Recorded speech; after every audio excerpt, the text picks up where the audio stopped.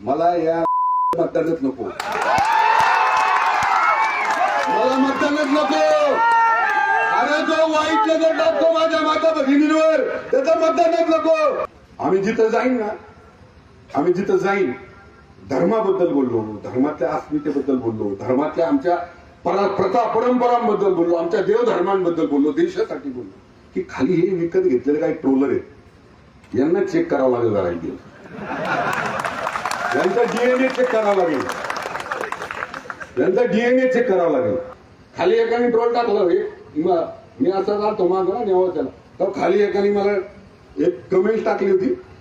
आपले सगळे कार्यकर्ते चिडले होते आणि मग त्यांनी खाली आमचे कार्यकर्ते म्हणले आपण काहीतरी करायला पाहिजे. म्हणजे काय करायची गरजच नाही,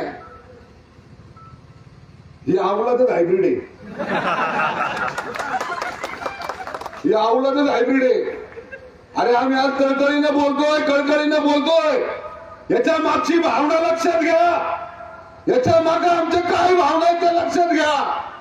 अरे आज जर बोललो नाही, आज जर आम्ही फिरलो नाही, आम्ही फक्त आमदार म्हणून आम्ही आमच्या ऑफिसमध्ये निवांत बसलो, उद्या ही घटना माझ्या घरात घडेल, उद्या ही घटना तो ट्रोल करतो त्याच्या घरात घडेल, त्याच्या गावात घडेल, त्याच्या गावातलं घर, त्याच्या गावातली अस्मिता, देव धर्म सगळं संकटात येईल.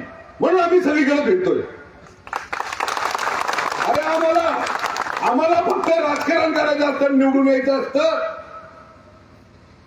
तर जाहीरपणे आम्ही म्हणतोय, जाहीरपणे आज पण म्हणतोय, मला या मतदानच नको, मला मतदानच नको. अरे जो वाईट नजर टाकतो माझ्या माता भगिनींवर त्याचं मतदानच नको. अरे जो आमच्या जागेवर वोट बसवतो त्याचं मला मतदानच नको. अरे इथून पुढे आमदार नाही झालो तरी चालेल, पण शेवटच्या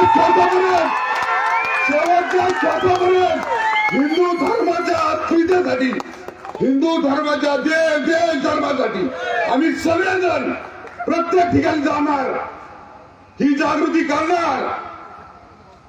अरे आमचं काम काय फक्त लाईट, गटर, पाणी, रस्त्याचे का?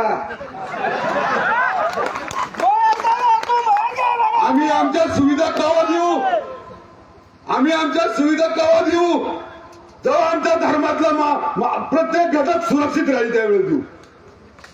जर तो सुरक्षित नाही राहिला, या अक्षर बोर्डाच्या बाबेत गिळायला लागल्या आपल्या जमिनी, तर कसं आम्ही देणार त्या?